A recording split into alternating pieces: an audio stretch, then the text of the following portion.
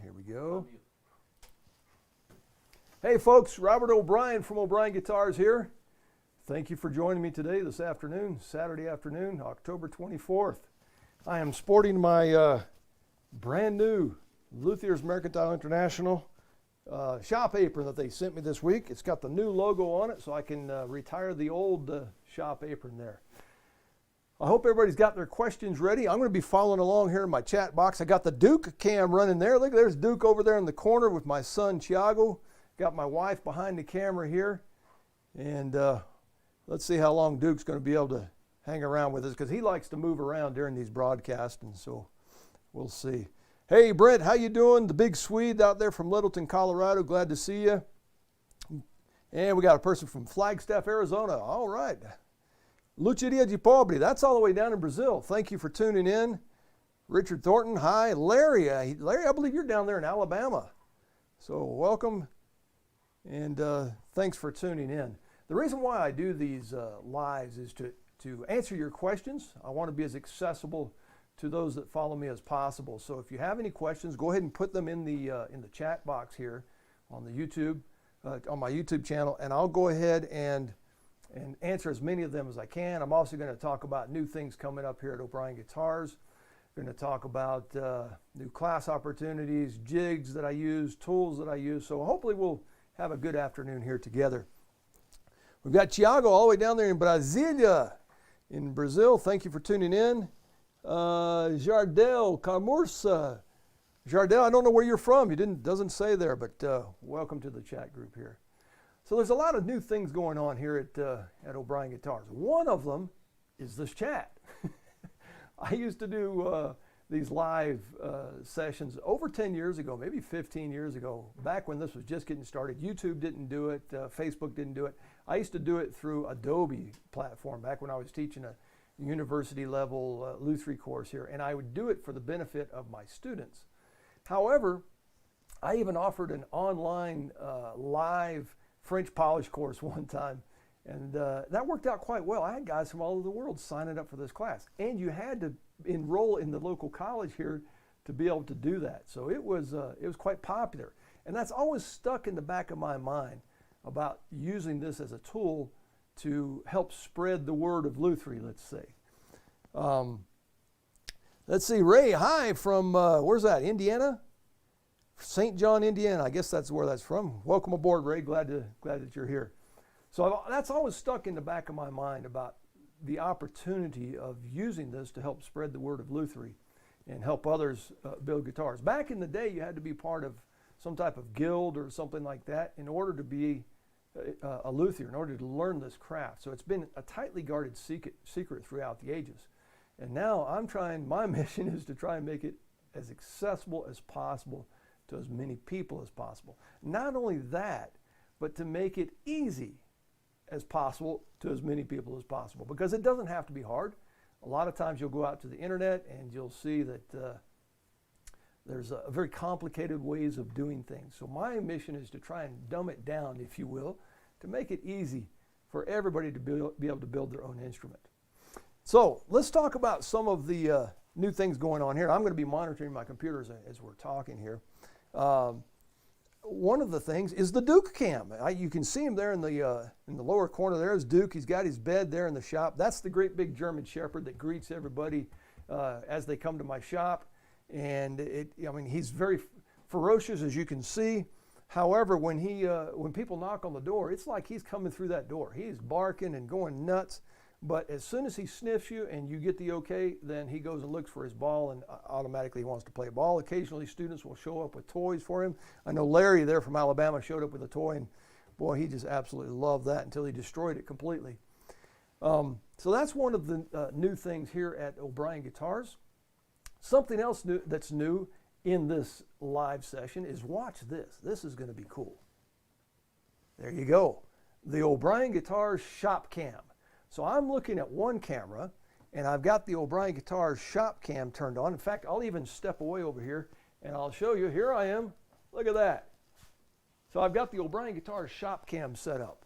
And my idea with the O'Brien Guitars shop cam, here I go. Watch how magic this is. Here I am. I'm back.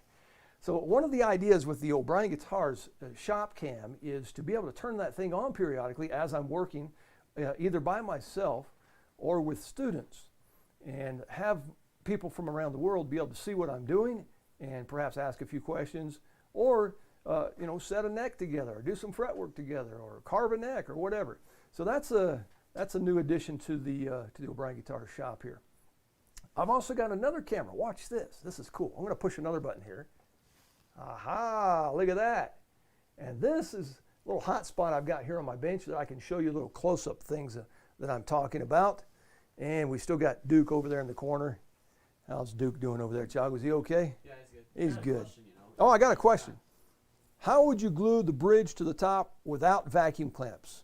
What is the most accessible way of doing this? I'm going to step away from my camera. I'm going to hit the shop cam again here. I'm going to walk over here, and I'm going to grab some of these clamps I've got hanging up here, and I'm going to show you how I would do that.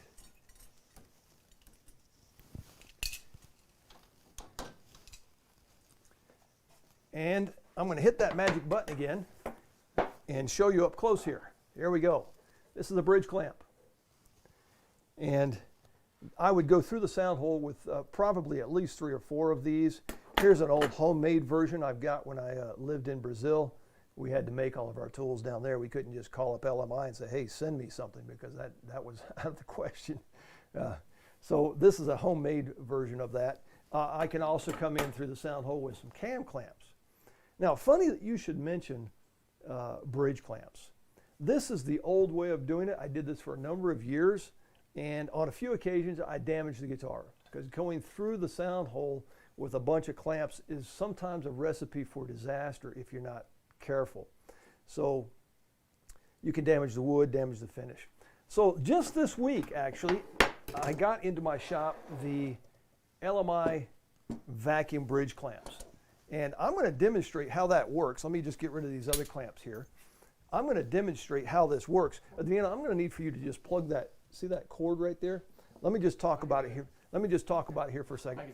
This is the new Lmi bridge clamp, and this is the acoustic version. They also have the ukulele version, and they also have a little larger one for a classical guitar bridge. Don't plug it in just yet, Chuck. I'll let you know. Let me know when. Okay. And it's got a silicone type membrane here that's transparent, so now you can see where you're positioning your bridge. You can also see all the mistakes that you make along the way. But it's a really cool design. It weighs a lot less than the older version, and has this magic seal down here that will protect the top, won't damage the finish. Really cool. Let me show you how it works here. Chongo, if you just want to plug the vacuum on there. Yep, go ahead. There's going to be a little bit of noise here, but that's okay. Go ahead. All right, so there's my vacuum pump going in the background there, and here's just a dummy bridge blank. And you just place it on there, and then you close the vacuum, and there you go. It sucks down, and that sucker is not moving. So very, very tight. Okay, Chago, go ahead and pull the plug for me there, please, sir. Thank you. Huh? Yeah. So what I would do is I'll position my bridge, secure it in place. On the steel string bridge, I just use screws. On the classical bridge, I just use tape around it, keep it from moving. Place that on there, leave it for 10 minutes, release the vacuum, clean out the squeeze out, put it back on for another 20. And that eliminates potential damage to your top, to the wood, to the finish, because you're not trying to fight clamps to the sound hole, which works very well. And I did that for a number of years. However, hey, I'm back. Look at that. It works great. I did that for a number of years. However, there is a potential for damage if you're not careful, even if you are careful. And I had that happen to me on more than one occasion. No, not me. Actually, that would never happen to me. Happened to a friend of mine a couple of times. All right, let me just get back to some questions here. Turn off the Duke cam. Turn off the Duke cam. Oh, Duke left. All right, how do we turn off the Duke cam here, Chago? The eye next to the folder. Here, let me show you. All right, hang on. The eye next to the folder. We're turning off the Duke cam. I got it. There we go. All right, Duke cam is off. All right. So Duke has decided to leave the shop here, so he's probably chasing a squirrel or something in the backyard right about now. All right, let's get back to some questions here. I got somebody all the way over in Wales in the UK. Welcome aboard. Thanks for joining us here.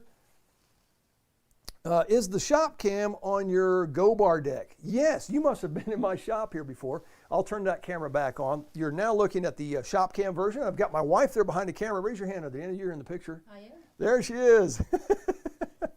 So my wife is in the picture. Yes, I've got that camera just sitting on the top of the Go Bar deck at this point. This is a fairly new setup for me, so obviously I'm going to put that sucker on some type of mount at some point. But it allows us to, show the shop here.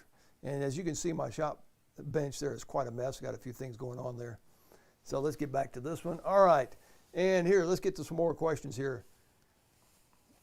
It looks like that Nightbot thing's still coming up, Chago. Yeah, it is.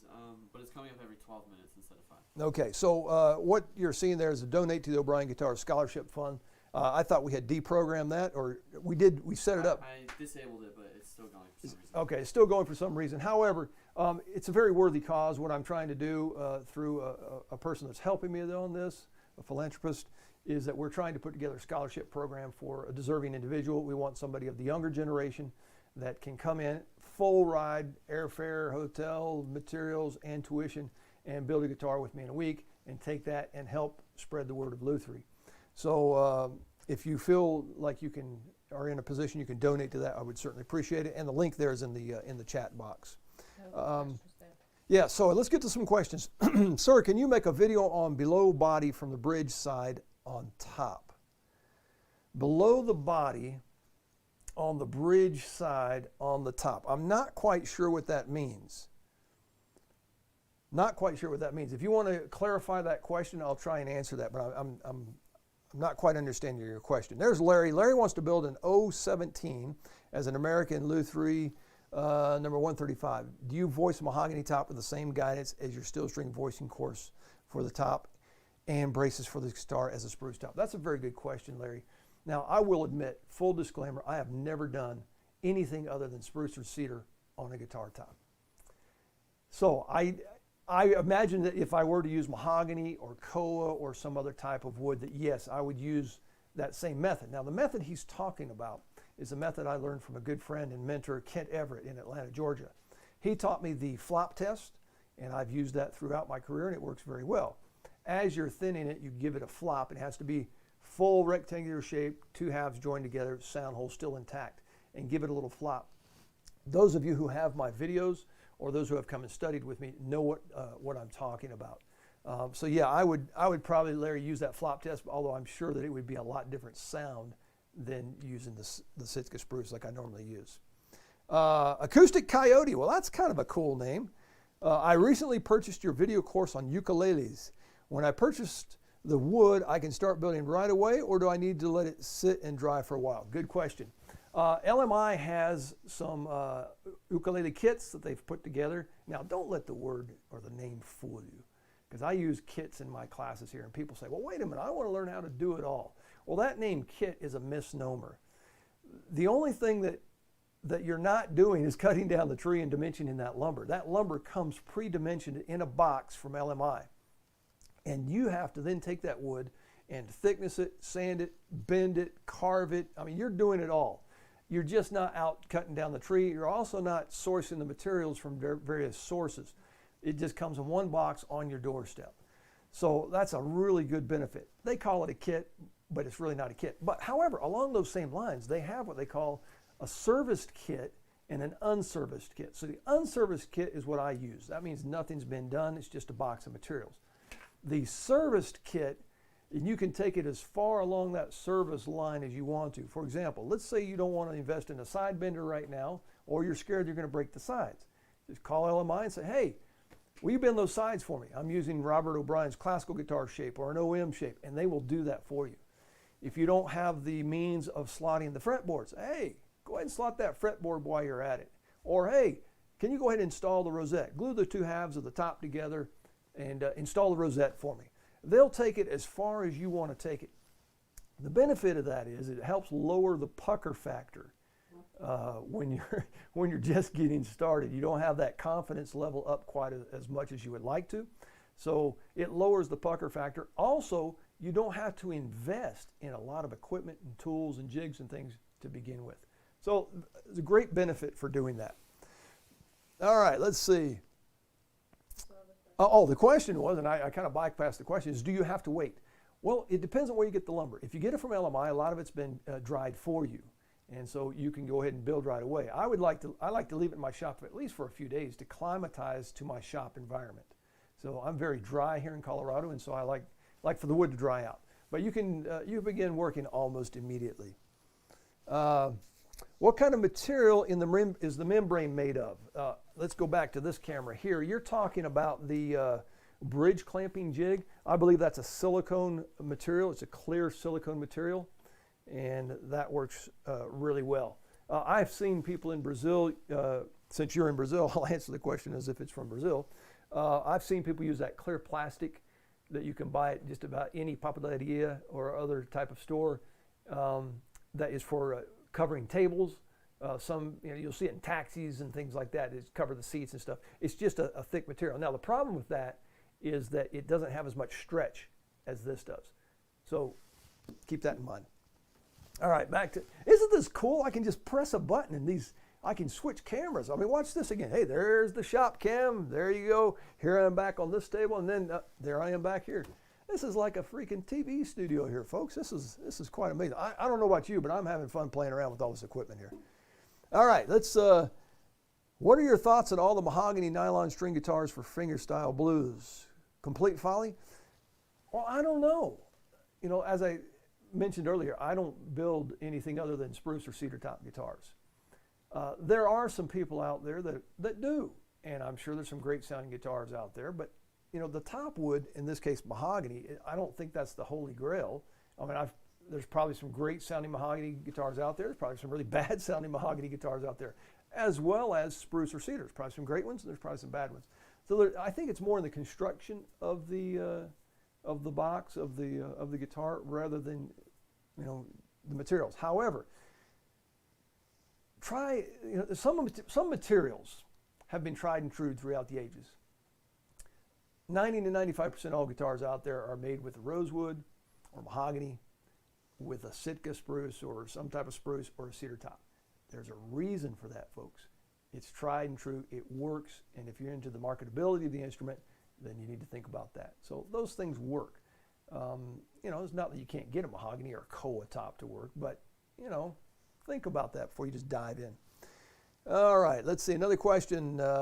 Have you made a guitar that the top and back are made of the same wood? I've done all cedar guitar and the sound seems to be trapped inside the sound box. No, I have not, Larry. Oh, that's not Larry. That's Jonatas. Jonatas is the Luceria de Pobre. I did a live interview with Jonatas. He's in Brazil just this past week on Monday, and we had a great time answering a bunch of questions. It was all in Portuguese, but I'm sure you can find it out there somewhere on the internet if you want to practice your Portuguese. I have not. I know, I think Antonio Tessarinha. Antonio Tessarinha is a Brazilian luthier, and I mention his name every chance I get. He's the one that graciously opened his home and shop to me when I lived in Brazil and taught me what I'm able to pass on to you guys these days.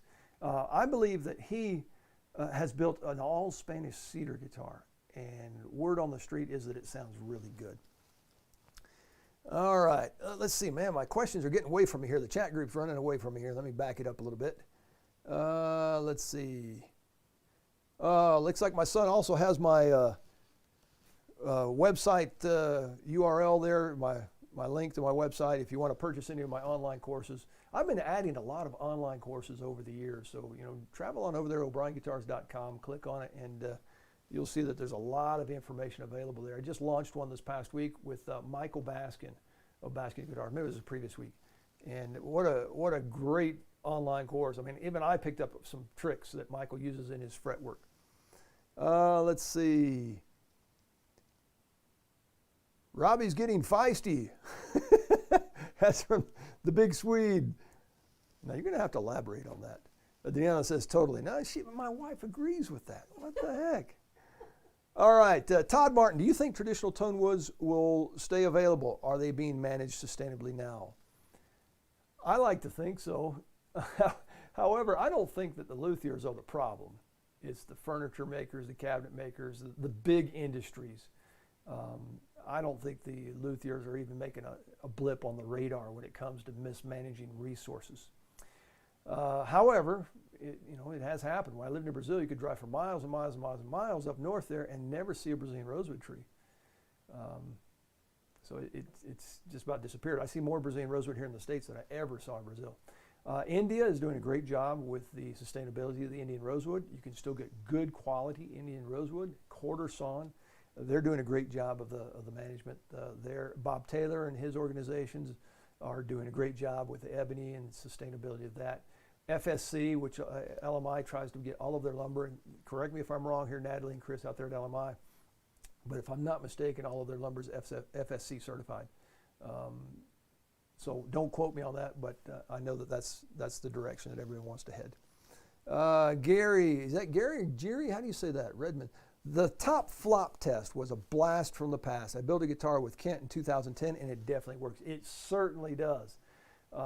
I've used that for over 20 years, and thank you, Kent, for teaching me that, because man, that's a great way to learn how to thickness that top to the right specs for the particular guitar you are working on. Larry, what's nice about all mahogany guitars is that they are very even and sweet toned.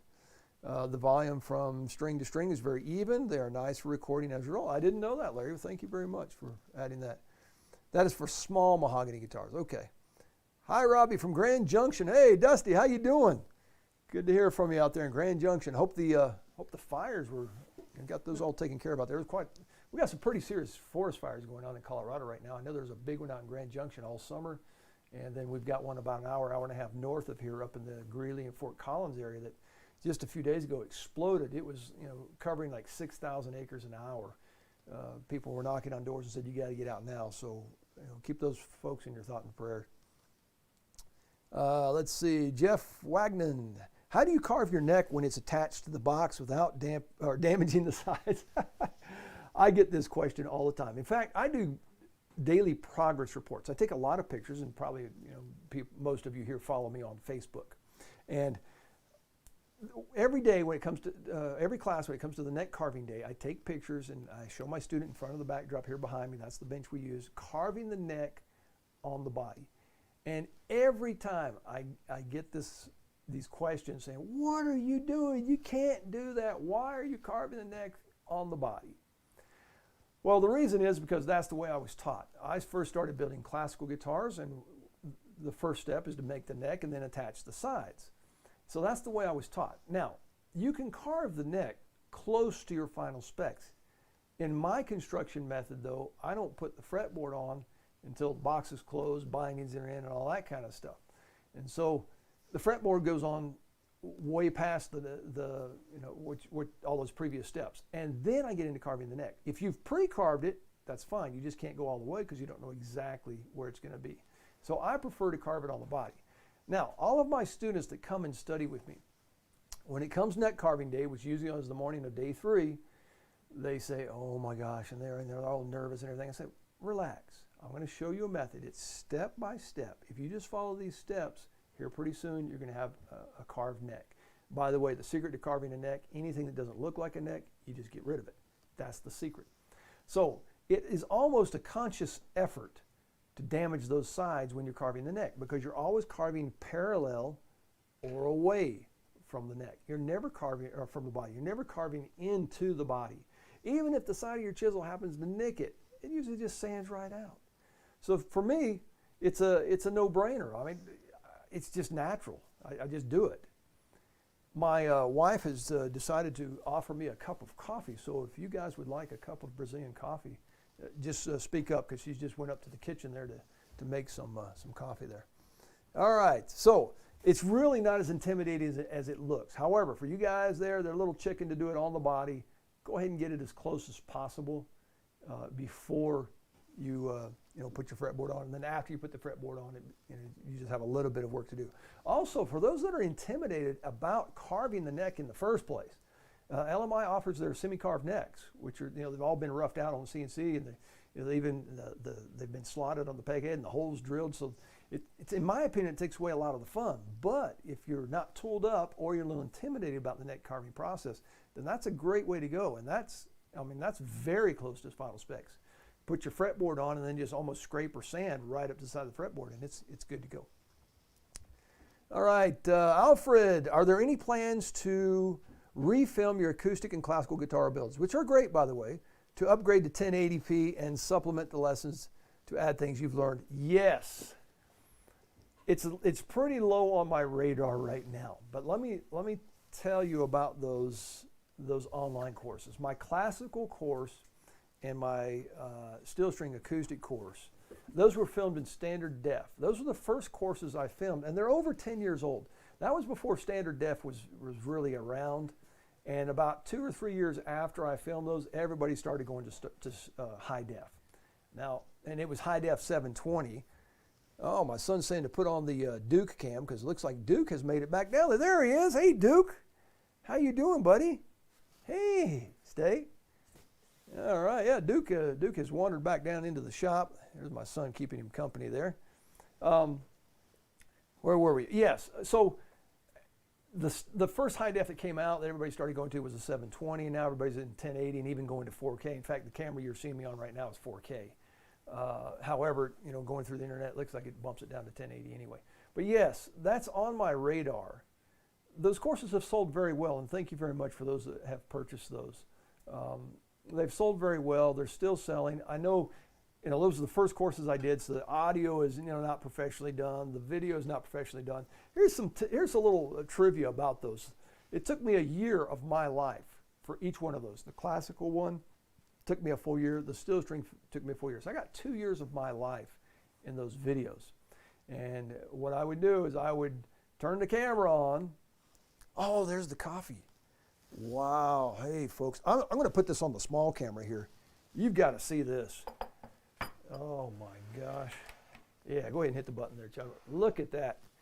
Wow. My wife takes very good care of me. That is Miss Brazil there behind the camera. You want to step around here to the front side of the camera real quick? That is Miss Brazil that keeps me very well fed and takes good care of me. And there she is. That's Miss Brazil. And as you can see, she takes good care of me. Thank you very much. What do you got? I can't see you, right? Oh wait, no, you changed. Never mind. Yeah. There's a long delay. Yeah. There's Okay. like a 10-second delay. All right. So here we go. I got fresh baked chocolate chip cookies. Got some Brazilian coffee here.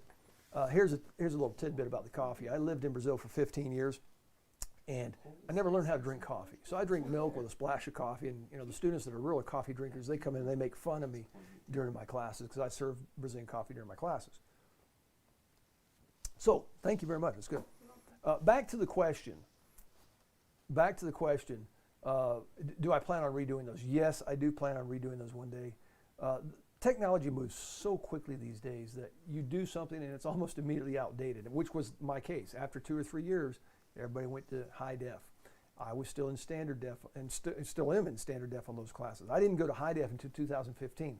The first high def course that I filmed was with Paco Chorobo in Brazil, or not Brazil, but in Spain. We did the flamenco guitar building course. And that's when I started going to high def. You'll notice that my luthier tips du jour videos also, it took a while. I was still in standard def before I got rid of the queue, the backlog, and started going to high def. They should all be in high def now, unless I launch an old one. But yeah, that's on the radar. I'm going to do that one of these days. It just takes so long to do. I was telling you about it. It took me a year of my life to do those.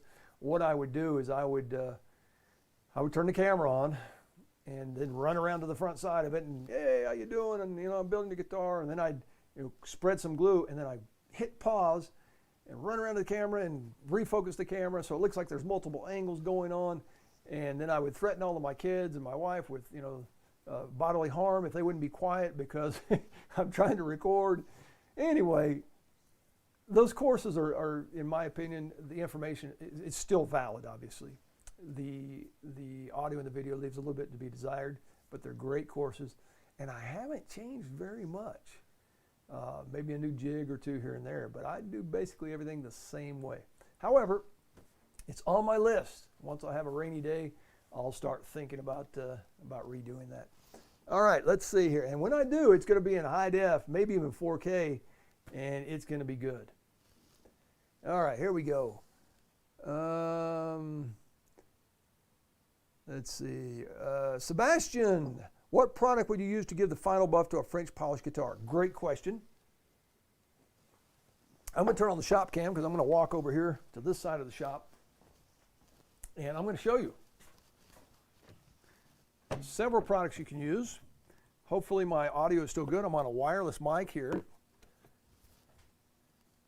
And let's see.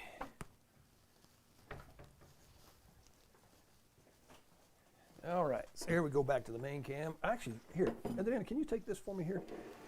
I'll get this afterwards. I'm going to leave the water here. Thank you very much. Good.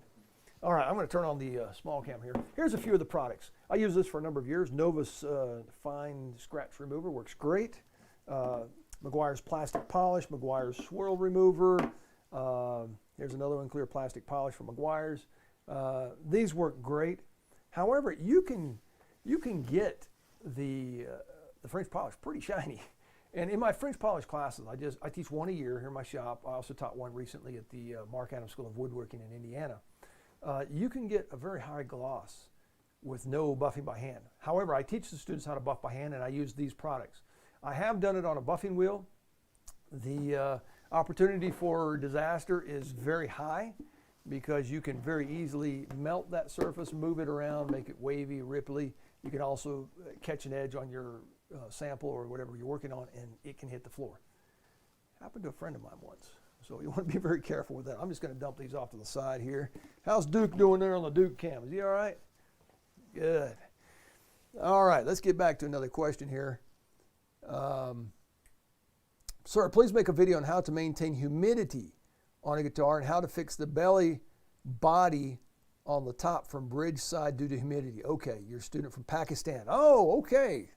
Thank you. I now understand your question. And thanks for turning in all the way over from Pakistan. Man, I wonder what time it is over there. Here it is 3:30 almost in the afternoon. Man, so in Pakistan, it must be wee hours of the morning or maybe even the next day.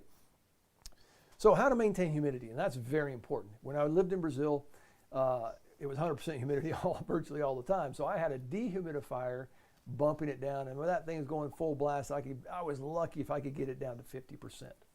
Here in Colorado, I'm very fortunate. It's very dry. And so I run a pretty constant 35 to 40% in my shop year round, which I think is perfect for building for this market.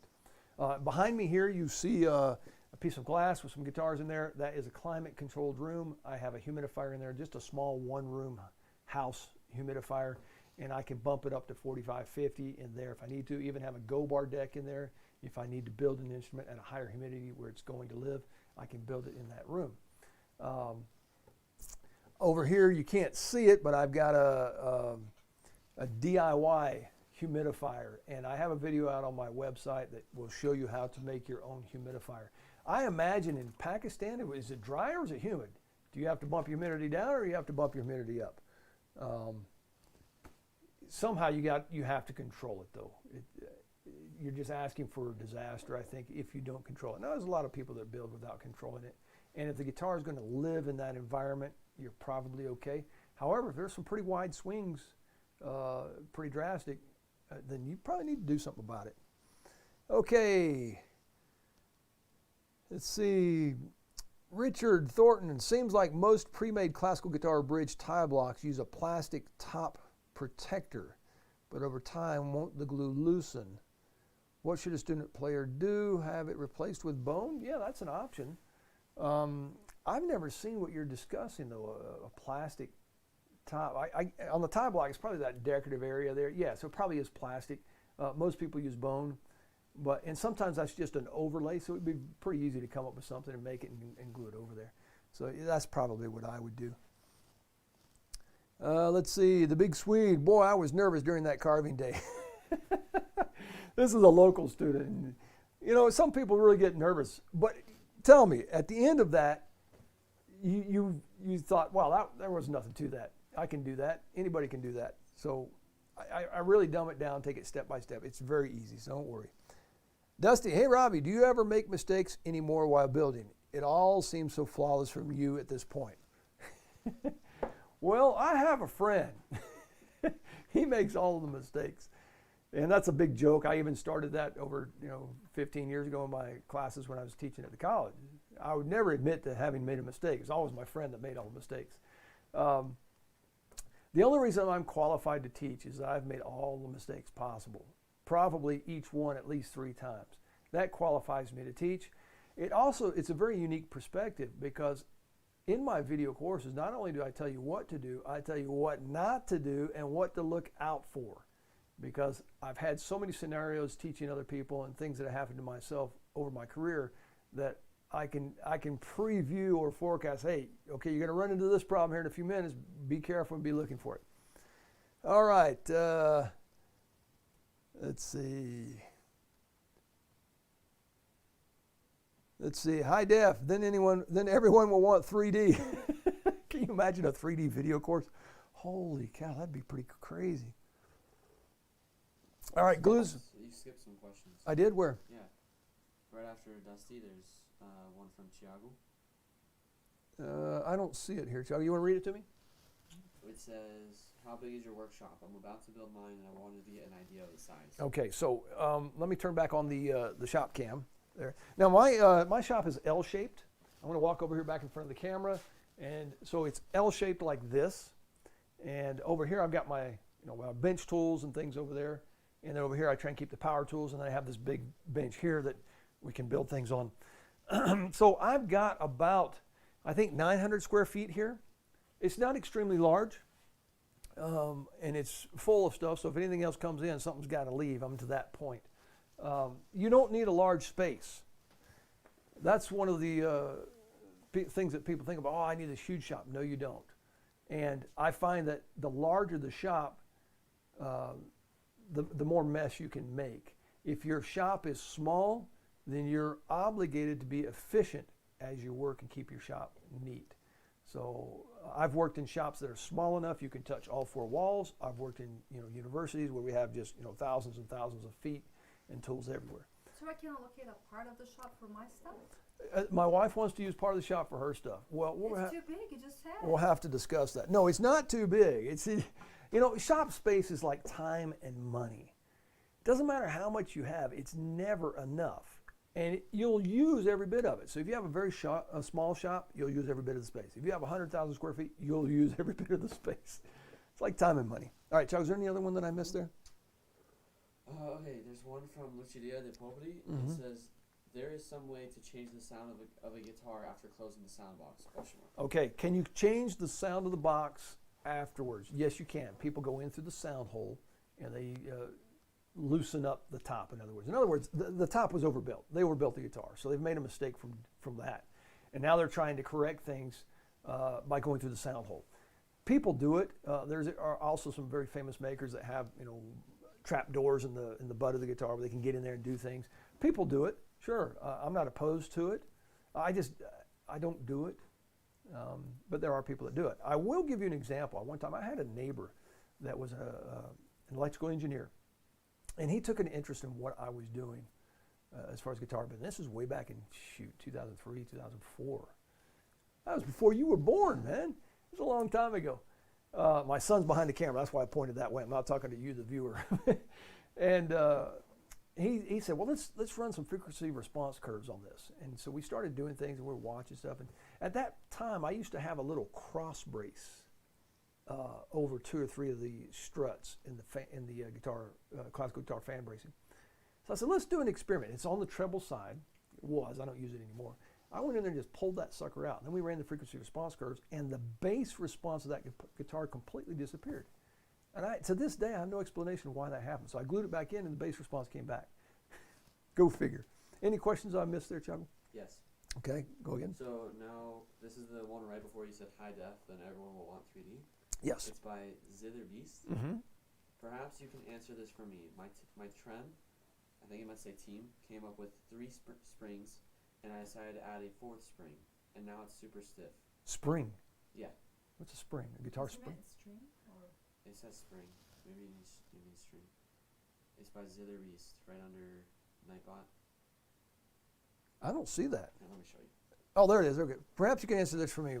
My string came with 3 springs, and I decided to add a 4th spring, and now it's super stiff.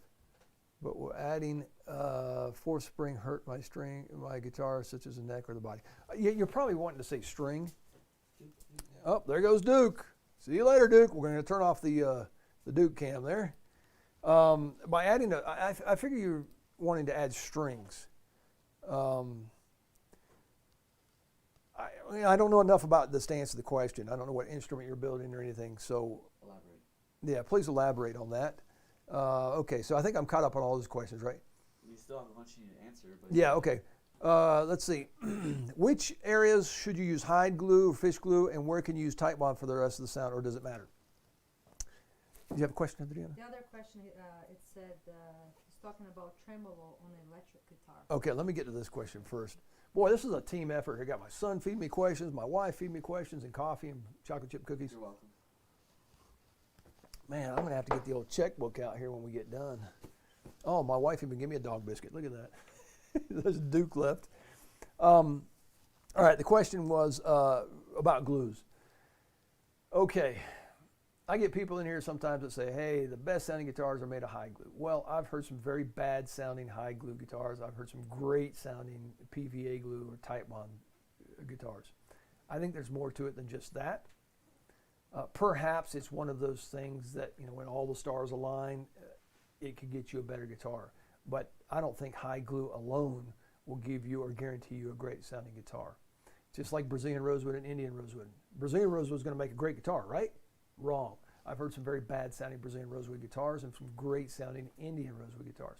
So I think there's more to it than just that. Now there are some things you need to think about. Do you want some type of reversibility or repairability? Then you know you want to look at some type of organic animal type glue, which is hide glue or fish glue. When I do repair work, especially on period instruments, I normally use either hide glue or fish glue.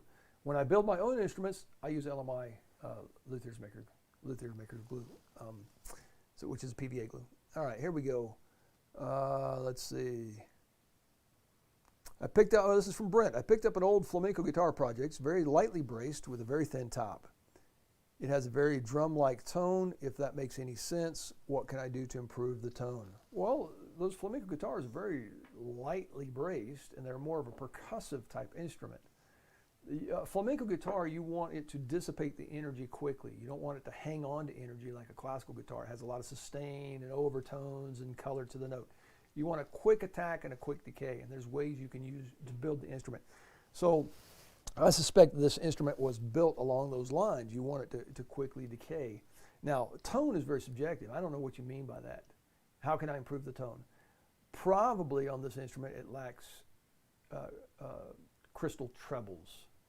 And so in that case, you would need to introduce a bit of stiffness into that top to get the treble response. And after the fact, I don't think there's a good way to do that. Okay, can you talk about neck angles for steel string? Thanks. Yes. In fact, let me bring out my neck angle jig here. Neck angle jig. Here we go.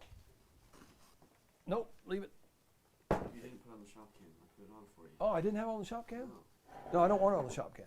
I just changed it back. Okay, thank you. Over there, put it on. Okay, so this is the neck angle jig. I'm going to back up just a little bit here. And this was, this particular design was one of my students that came up with. You could just flip it around and you could do the body on one side, you could do the neck on one side. So the neck angle on the steel string guitar is not a 90-degree neck angle.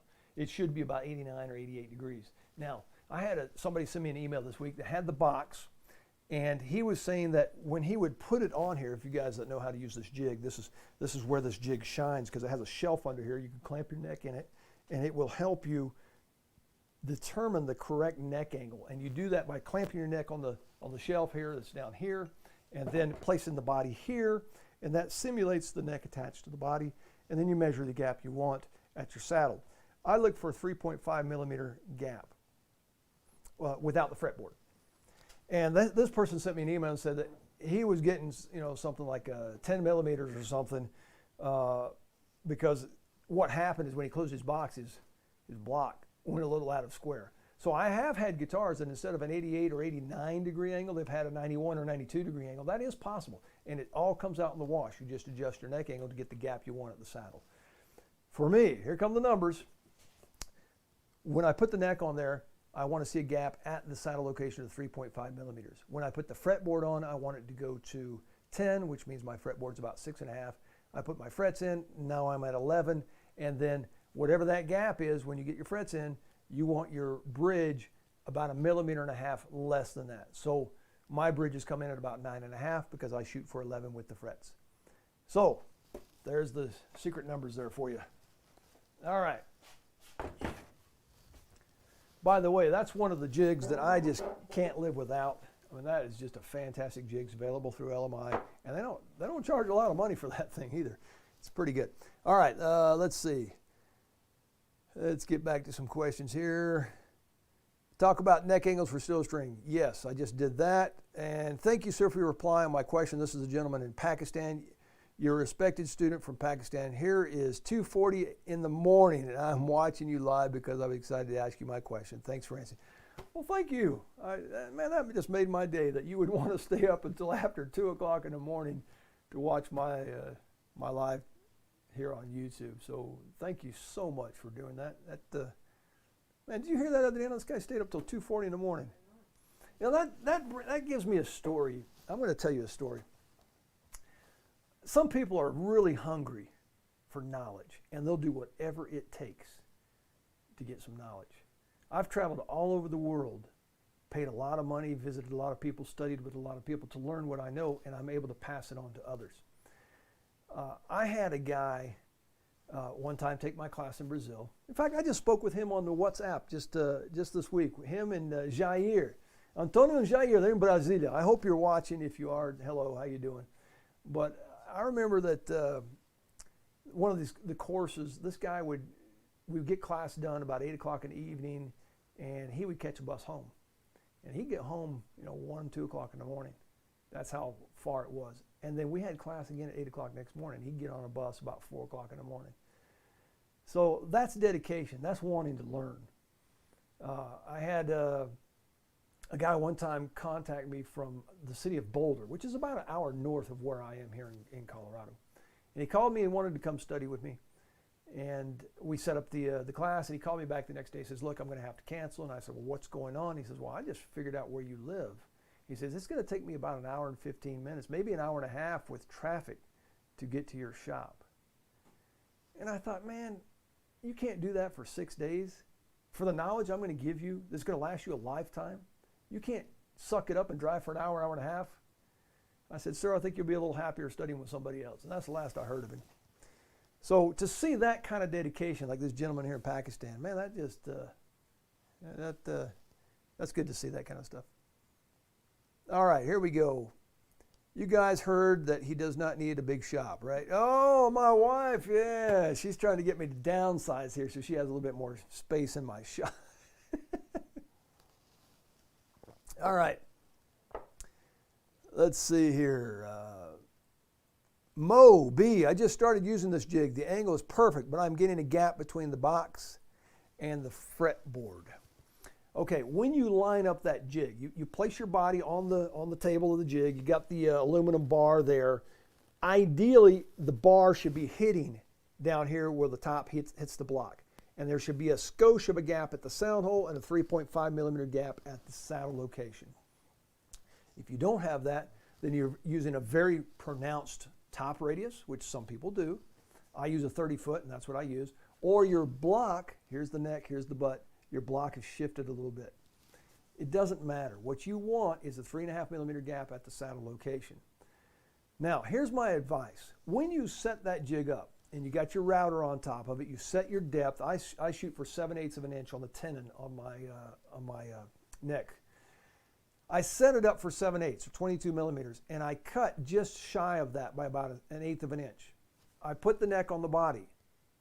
If the angle is off, you can go adjust your jig and redeem yourself. If you take it all the way to the full depth of the tenon and you're off, then you got a problem. You got to figure out how to do it by hand.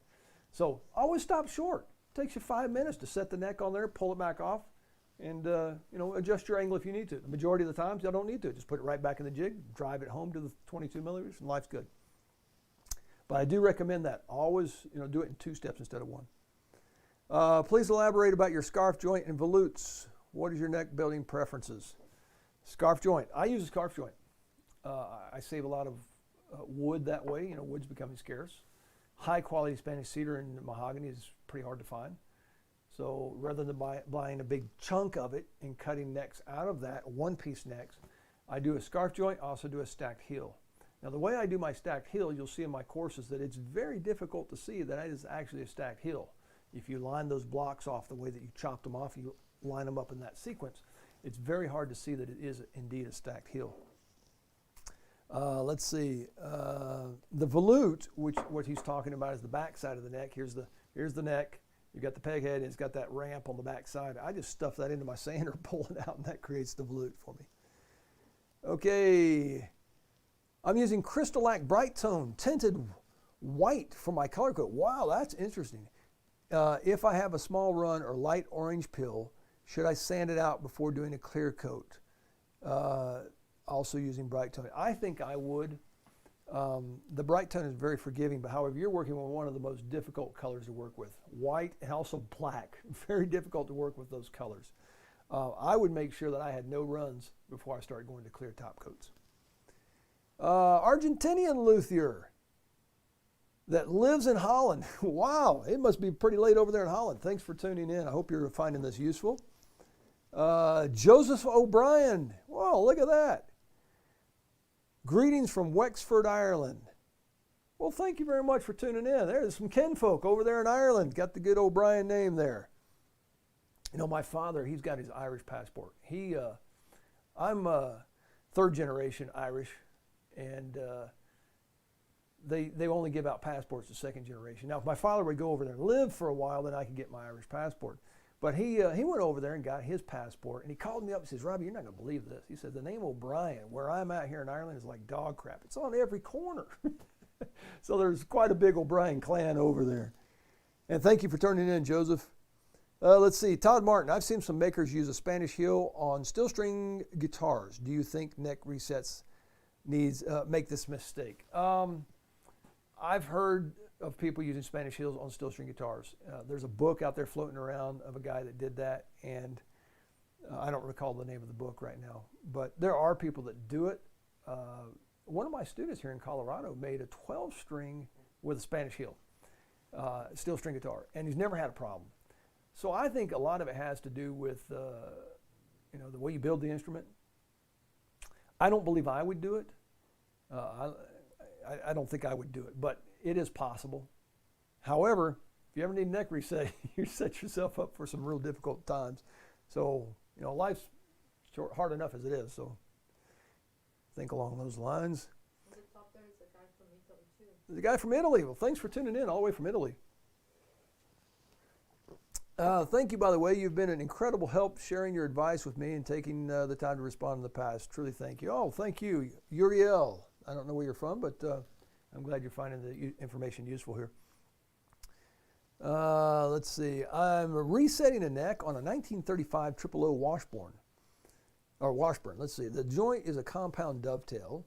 Should be back of the should the back of the dovetail neck be tight against the body? No. You want a little gap in there. Anytime you have the dovetail joint or the straight mortise and tenon, the tenon should not bottom out down inside there. I usually leave a little gap for expansion. That's just me. Some of the dovetails are actually bottomed out in there, but I think if you ever have any amount of swelling or stuff, it's good to have a little gap in there. Let's see. Jerry or Gary, I'm sorry if I'm mispronouncing your name. What string clearance is above the first fret do you shoot for when doing your setups? E to B. Okay, I assume you're talking steel string guitar, and I measure those at the 12th fret in millimeters. So on the 6th string side, I shoot for 2.5 millimeters, and on the 1st string side, I shoot for 2 millimeters. That's a general middle of the road type setup. You can go lower, you can go a little higher depending on the player. I had a gentleman in here just this week, brought me a couple of guitars, and we went all the way down to 1.35 on that bass string side, which is starting to defy the laws of physics. You're going to get some buzzing, but that's what he wanted. And if your fretwork's done properly, then you can sometimes get away with that. Speaking of fretwork, did I mention that Michael Baskin and I launched a fretwork course here a couple weeks ago? Fantastic video course. I learned a few tricks. I mean, semi-hemispherical, hemispherical fret ends, He's hide glue to glue things in. Just lots of little tricks I've picked up with Michael. It was great working with him. Compression fretting, that was another great point that I picked up some tips in there. All right, if I lived an hour from you, I'd come to your shop on foot. That's pretty funny. Brasil, Curso Borges. Huh? Nelsinho. Hey, Nelsinho. I remember you. Let's see. Strong hand from above is the O'Brien motto. Anyway, greatly enjoying the session, huh? I did not know that. I didn't know that either. That's the O'Brien mottos. I didn't know that. I think I mentioned this in my last live YouTube that I actually got a call from somebody in Ireland one time from the O'Brien clan, and they had found me on the internet. Apparently there's a big get-together for the O'Brien clan every year in Ireland, and they called me and wanted me to be the official luthier of the clan. There you go. Strong hand from above. I'll have to remember that. Thank you, Joseph. Larry, about the volute. Reminder, you made this video about the V-joint headstock. Oh, that's right. That's right. Thank you, Larry. Years and years ago, I went to see a luthier here in Colorado named Bill Nessie. He did the rosette making course with me. And we went, him and one of my teaching assistants at the college at that time went to his shop and filmed a video on the V joint that Romanitas and others use.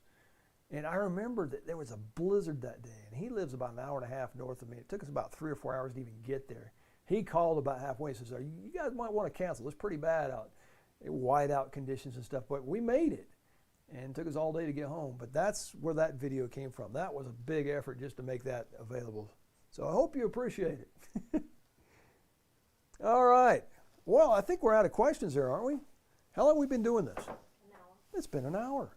And my coffee's almost gone. Did you finish all the questions? I don't see any more. Do you see any more questions there? I don't know. Did you answer that one that he was talking about the tremolo in the left? Oh, no, I didn't. Where was that tremolo question? Sorry, we're backing up here trying to find the tremolo question. Here, I'll just play around with the buttons here. You can see that the coffee is almost gone there. Perhaps you can answer for me. My tram came with 3 strings. What's that? Perhaps you can answer this for me. My tram came with 3 springs. Okay. 4. I know what he's Has to talking do about. with electric guitar. Yes, I know what he's talking about. He's talking about his tremolo. Yep. And it has 3 springs, and he wants to add in a 4th. Mhm. That's fine. Sure, why not? Yeah, go ahead and put a 4th one on there if you think it's going to work. Now, depending on the player, you might want a little less or a little more tension, but you do want that thing to go back to original pitch after you use the tremolo. So yeah, if you think it needs a 4th one, go ahead. All right, any more questions? Do you do classes on electrics? Allow out-of-state people to come? I do not do electric guitar building classes here in my shop. Now, I've got an online course done with Mike Snyder. Mike Snyder is a fantastic professional. I hired him back at the university when I taught there, and he taught the electric guitar building classes. One of the finest artisans I've ever met. Does great inlay work, very detail-oriented and a perfectionist. Fantastic work. Check him out, Snyder Guitars. And he did the electric guitar building course with me. I don't teach electric guitar building here in my shop. I have in the past, but I mostly do acoustics and classicals now. I do let out-of-state students come in. In fact, out of the country. I get people from all over the world that come in and build with me. So, but either classical or steel string. All right, let's see. Any more news about the secret new course you're collaborating with? Oh, Alfred, remember that. Okay, yes, I've been working. I mentioned this last live I did here a couple weeks ago. I've been collaborating with a luthier in Cremona, Italy. We're working on a course together. I'm not going to mention it just yet because I've been at it about 6 months. The person is filming it, sending me the files, and I'm editing it. I'm about a third of the way through with the editing. I've been at it about 6 months. It's a huge course, all-inclusive, but I'm not going to mention the subject just yet.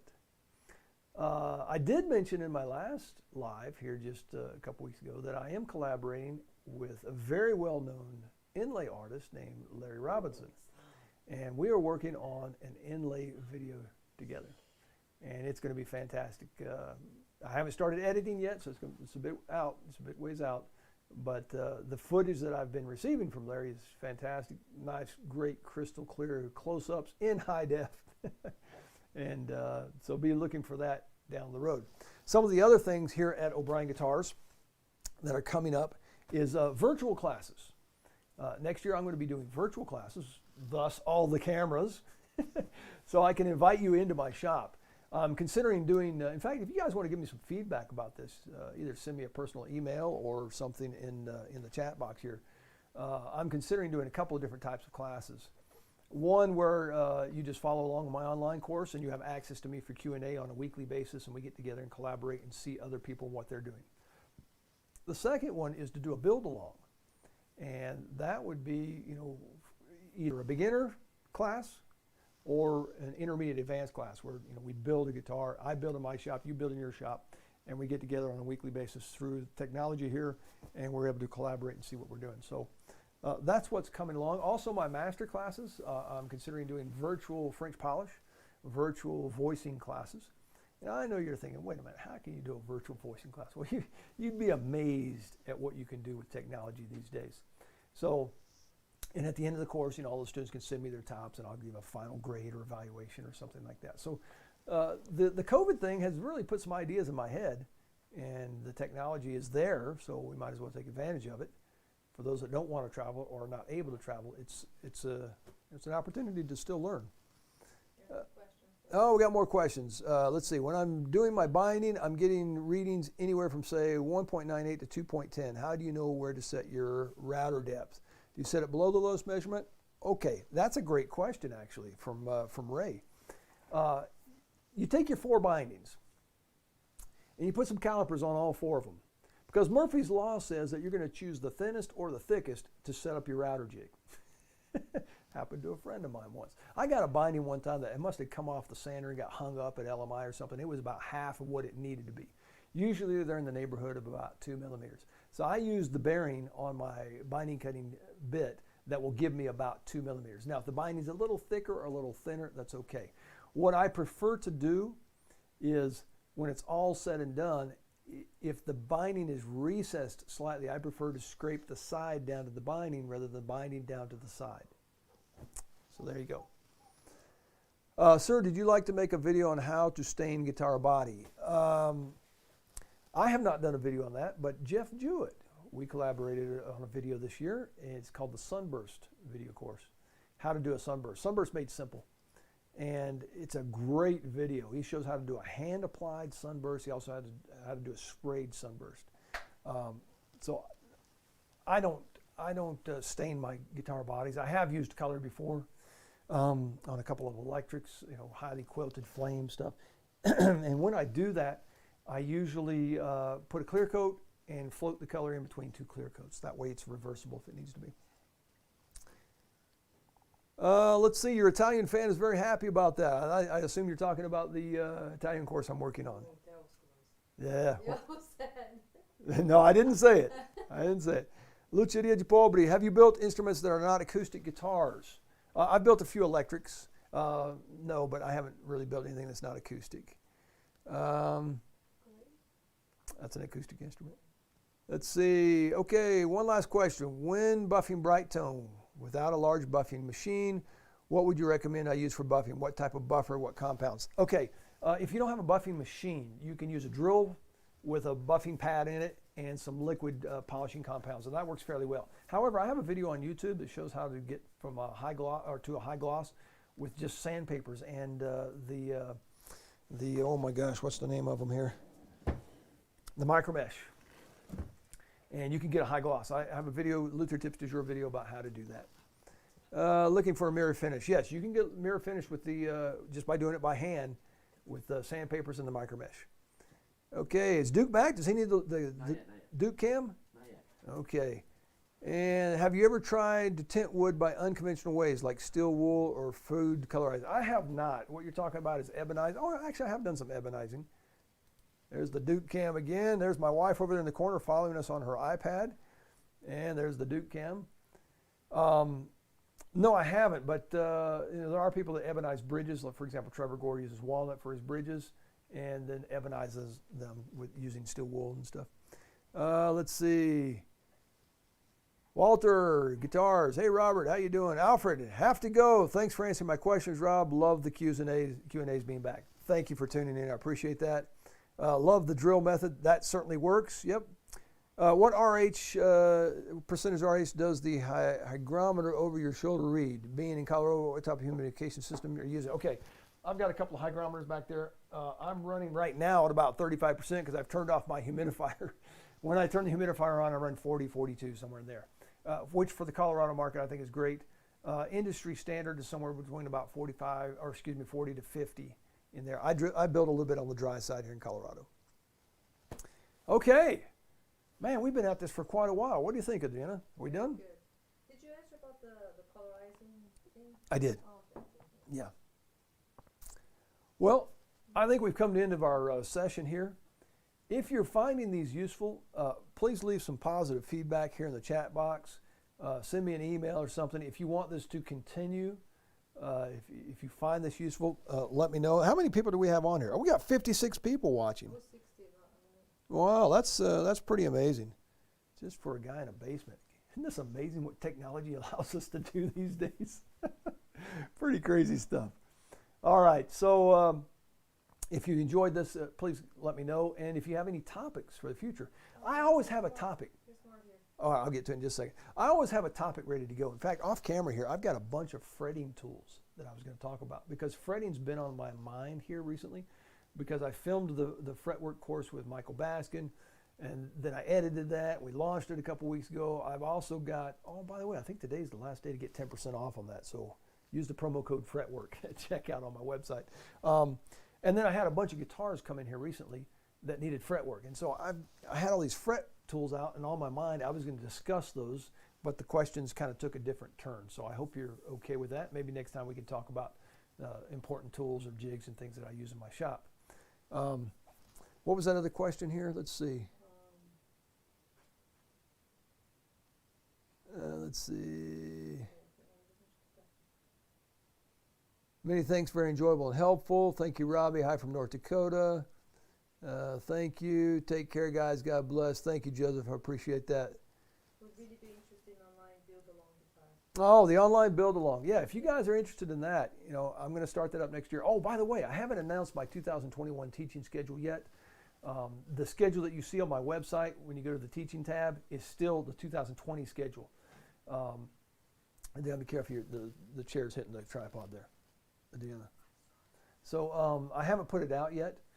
When I do, it's usually full, and I'm already about half full for next year. Still have a few openings left, but that just to, a heads up, that 2020 schedule is still on my website. Hopefully here in the next few weeks, if I can slow down enough, I can go ahead and get that new teaching schedule up. But if you're interested in getting on my 2021 teaching schedule, send me an email or something. Let's choose some dates and get a deposit and get you on there.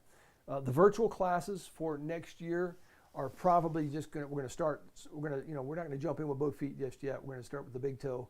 We're going to start with the master classes that I usually give here in my shop, the French polish, the rosette making, and the voicing class. We're going to do virtual classes on those.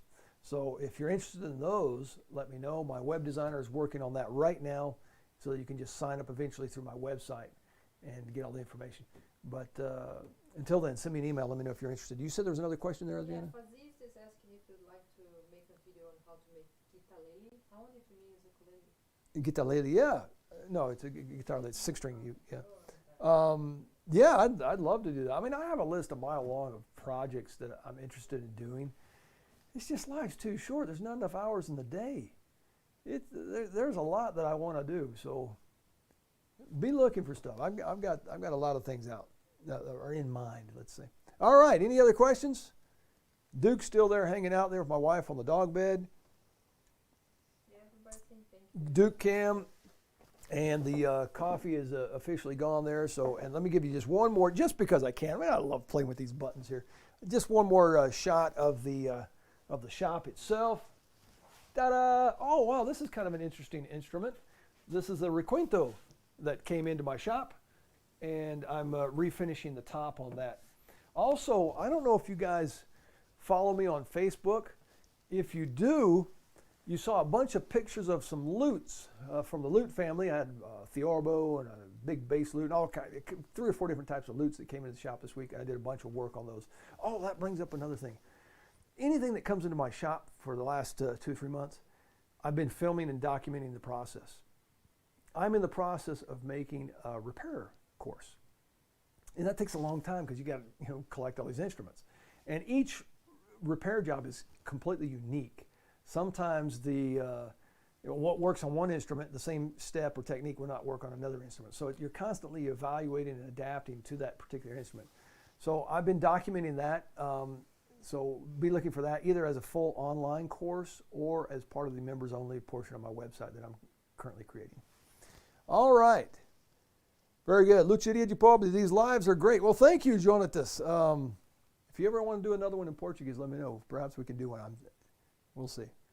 All right. Enjoy your live session. Watching from Pakistan. Thanks for that live video session. Love. Thank you very much from Pakistan there. Thank you, everybody, for tuning in. It's a Saturday afternoon, and you guys took time out of your day to watch me yak. I certainly appreciate that.